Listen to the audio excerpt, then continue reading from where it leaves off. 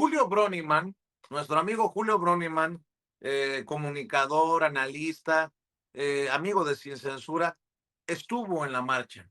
Y me voy a enlazar con él para que me dé su panorama, su visión, sus opiniones de lo que está pasando. A ver, Julio, ¿qué te tocó ver? ¿Qué te tocó escuchar? ¿Y qué es lo que nos puedes compartir? Vicente, ¿qué tal? Muy buenos días. Un abrazo a toda la familia Sin Censura. Y mira, pues la verdad no quería desaprovechar esta ocasión de este espacio precisamente para dar este mensaje y poder comunicarles un poco de lo que yo vivía al respecto durante la marcha del pasado sábado, del pasado fin de semana. Y mira qué bueno que acaba de estar el compañero César Cravioto. Interesante la charla que tuvo al respecto. Y mira, pues definitivamente esta marcha, tampoco quiero denostar ni hacer menos a lo que viene siendo la oposición. Como platicamos en el programa del viernes pasado, pues es inminente, es muy evidente una reconfiguración de lo que vienen siendo estos movimientos de extrema, de ultraderecha, no nada más en México, sino en distintas partes del mundo. Y por razones más que obvias y evidentes, pues todo esto tiene que repercutir en México, porque México ahorita para las ultraderechas prácticamente es la piedra en el zapato. Eso lo hemos platicado muchas veces. Muchos de tus invitados en este espacio, en este programa, han hecho mucho énfasis al respecto, ¿no? Pero lo que vimos en ese día, en esa ocasión, yo considero que efectivamente sí fue un fracaso, porque no marcharon nada más los jóvenes. Fueron realmente muy pocos jóvenes, en su mayoría era gente de distintas edades. Y fíjate muy bien, Vicente, audiencia, se conjugó varias cosas. Lograron conjugar lo que viene siendo las mareas rosas, las marchas de frena, las marchas fifís, con todos esos actores políticos y sociales que eran los que impulsaban este tipo de movimientos con grupos de choque violentos. Los lograron, hicieron match. Por fin lo lograron. Hay gente que dicen, es que esas marchas no eran violentas, pero debemos de entender que para los grupos fascistas, durante la Segunda Guerra Mundial, antes de la Segunda Guerra Mundial y posterior a la Segunda Guerra Mundial, una de las estrategias de la ultraderecha era generar violencia. Entonces, lo que vimos ahora es que prácticamente ya aprendieron durante 6 años de fracaso, intentando aprender cómo hacerle para hacer una oposición.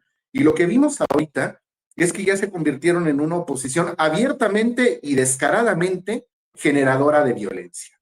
¿Okay? Dicen ellos que fueron los policías los que provocaron la violencia. ¿Tú qué viste?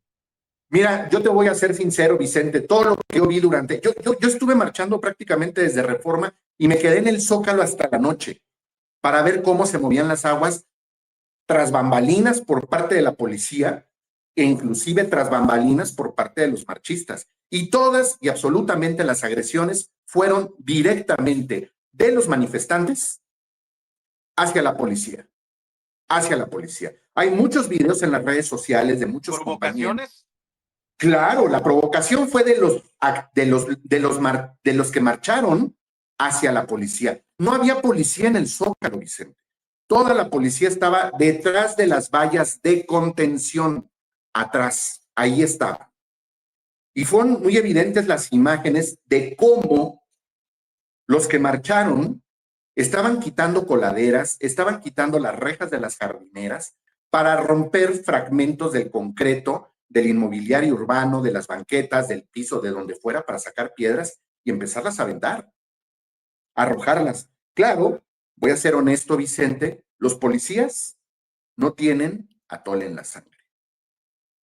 No tienen con qué responder a la agresión. Y hubo ocasiones donde con las mismas piedras que les arrojaban a ellos las tenían que devolver. Las devolvían en un momento de desesperación, quizás de angustia, no quiero decir otra palabra, de desesperación y de angustia, porque yo fui testigo de cómo lamentablemente podían llegar a haber sido rebasados, porque retiraron las vallas de Palacio Nacional con una relativa facilidad. Traían objetos para poder cortar, para poder retirar las soldaduras. Traían sierras, traían una cantidad de objetos para poder precisamente violentar, para poder retirarlas. Y Vicente, era impresionante ver cómo lograron efectivamente mover este tipo de vallas con relativa facilidad. Y lo único que quedó prácticamente fueron los policías de la Ciudad de México, únicamente con sus escudos, para contener la agresión.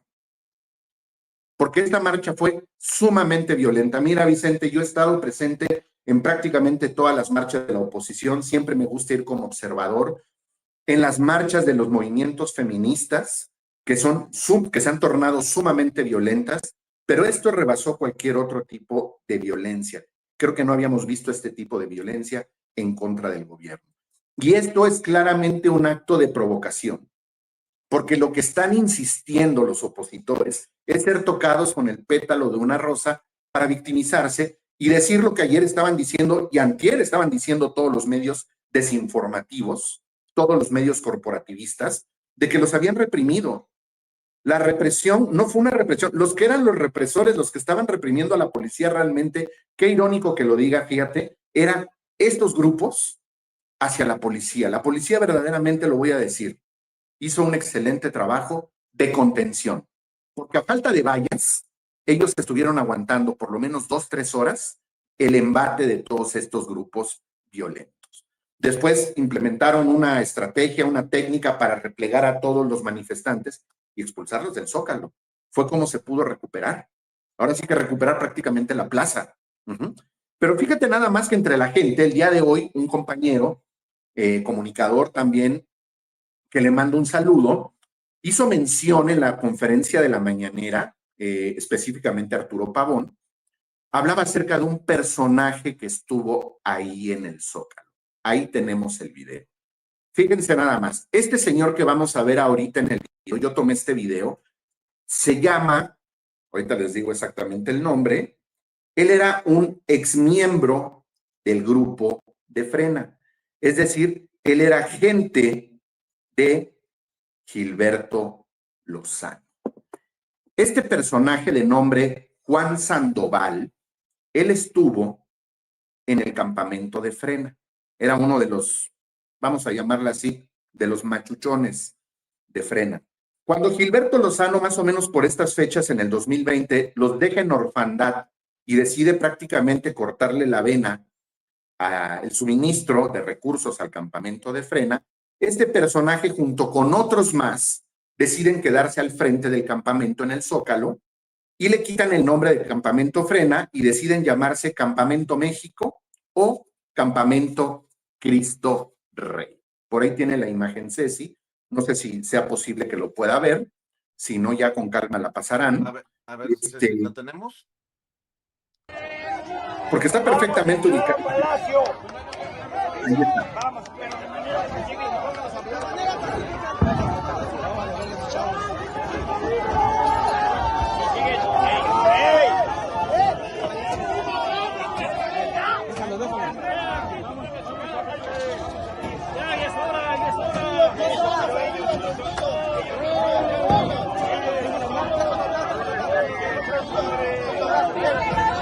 Vamos, vamos oficiales.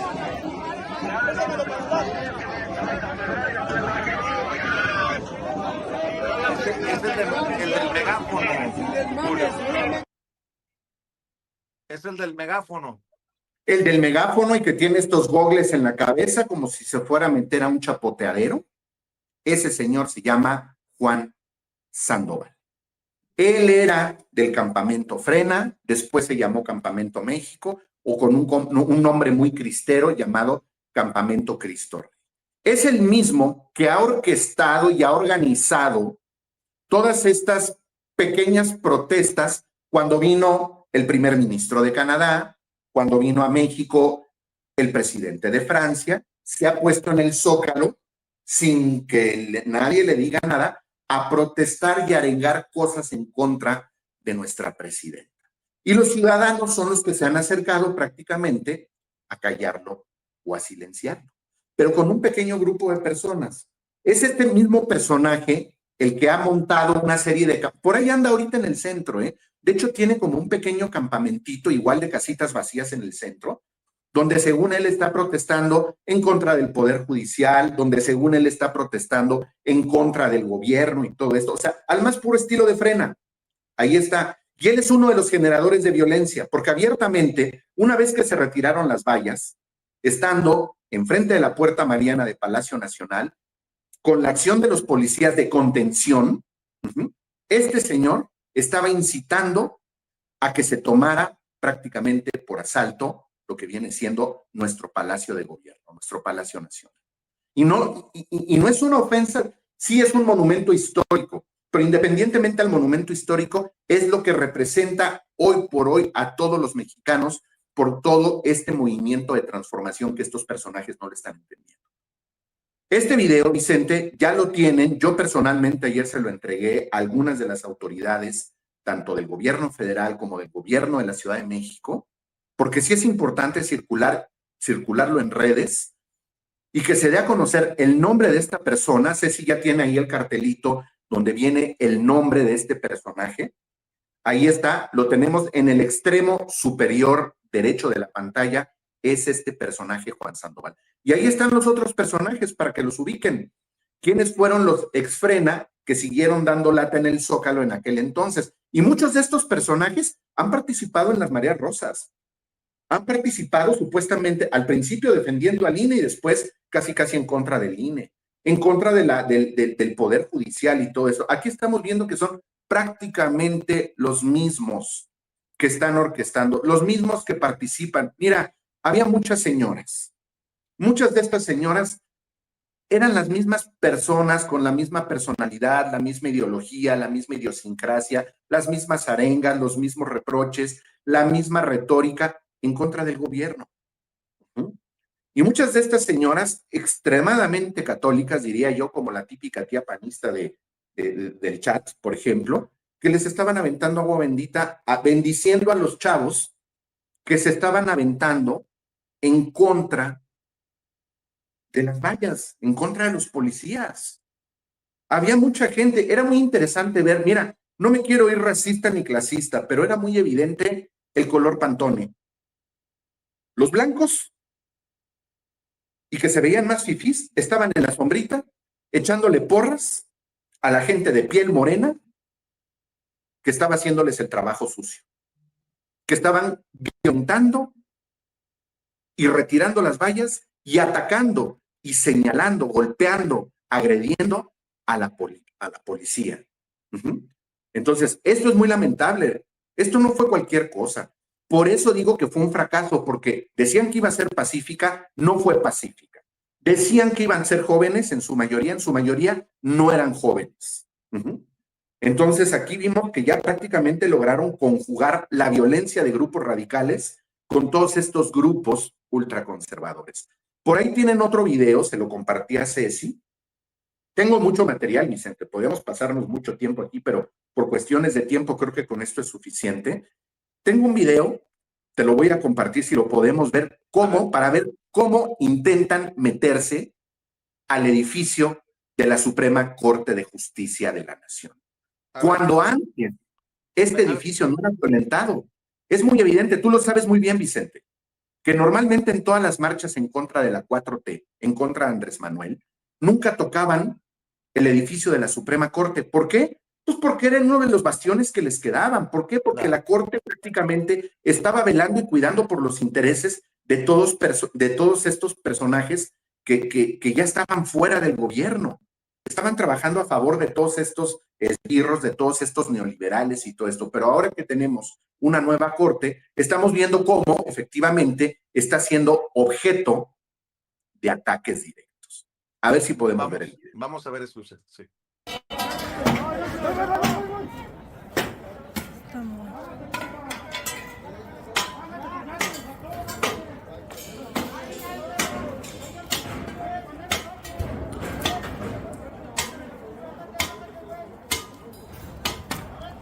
Aún me llegó una piedra.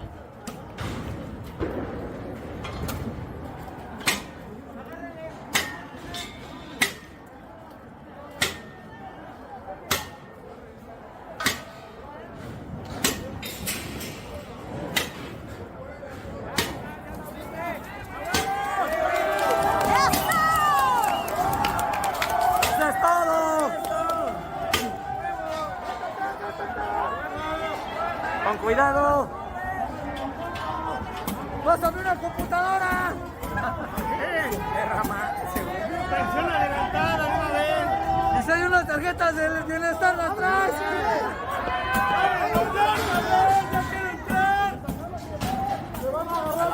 ¡Yes! ¡Venga su madre! ¡Huevo! ¡Ábrele la puerta! ¡Pásale la cuerda! ¡Pásale la cuerda! ¡Se tiene que meter todos! ¡Vivos todos! ¡Vivos todos!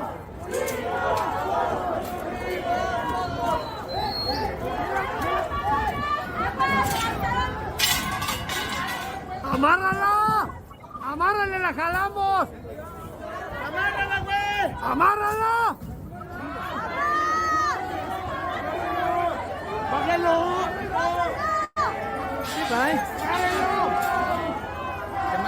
Así deberían de ponerse con el narco, pinches puercos putos.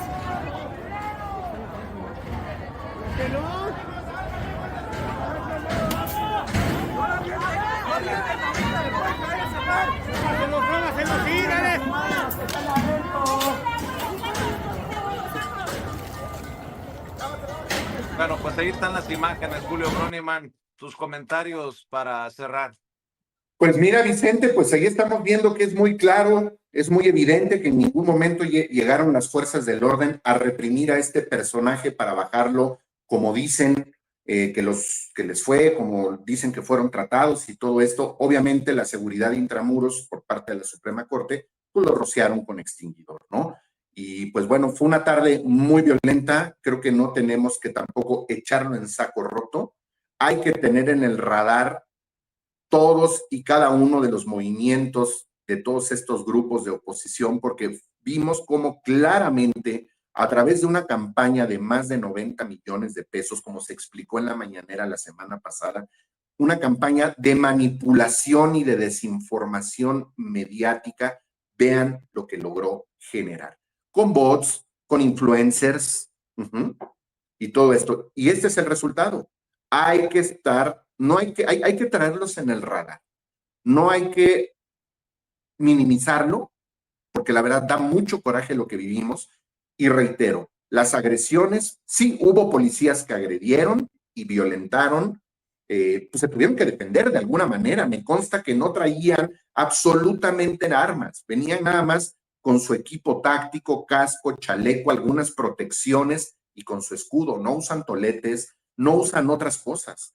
Entonces, verdaderamente los actos de provocación todos fueron de los que marcharon hacia la policía, hacia las autoridades.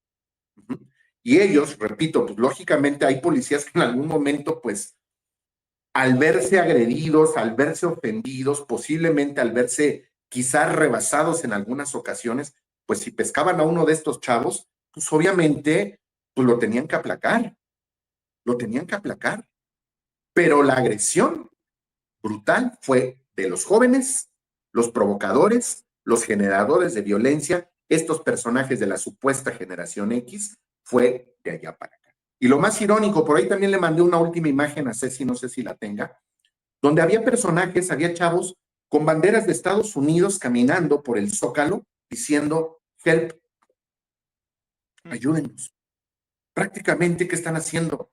Están incitando al intervencionismo del imperialismo yanqui para que supuestamente vengan a resolver. Si eso fuera el caso, lo único que va a generar dentro de nuestro México es la expoliación de la vida política y social de nuestro país y, desde luego, la expoliación de todos nuestros recursos naturales. ¿Tiene las imágenes así?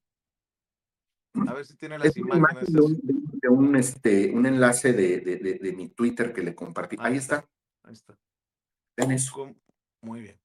Pues creo que quedan evidenciados. Mi querido Julio Broniman, ¿por qué no cerramos con tus redes sociales, por favor?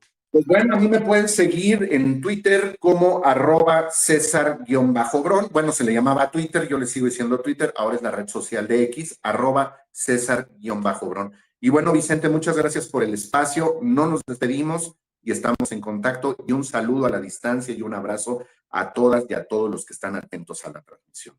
Muy bien, te mando un abrazo, Julio. Muchas gracias por aportar a esta cobertura de Sin Censura. Julio Broniman hablando con nosotros sin censura. Y ¿sabe qué?